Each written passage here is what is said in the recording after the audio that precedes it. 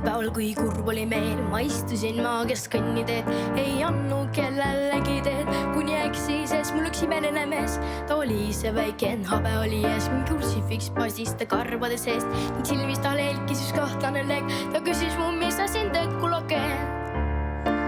Ma pahuralt vastasin, soojendan teed, see peale lausus ära heida meid. Suu pahatuju kaob, kui laususena teed, mis avandas mulle see tunni veel. Nii öeldes pilgutas silma see mees ja laksutas sellepäraseid keed, kuni äkki kõik virvendas taga ees. See meestis valjusti opaparei. Opaparei, opaparei, opaparõpõpei. Opaparei, opaparei, opaparõpõpei.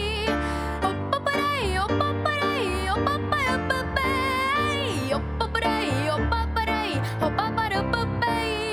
Opaparei, opaparei, opaparei elei. Opaparei, opaparei, opaparei elei. Sest ajast on möödas iga pikk ja meikest rohkem on näinud keegi vist. Õnneks mul usna meeldi mulje, kui häda on käes ja on hopaparei.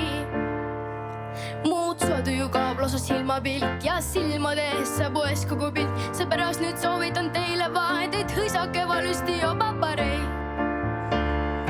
Hopaparei, hopaparei, hopaparõpõpei. Hopaparei, hopaparei, hopaparõpõpei.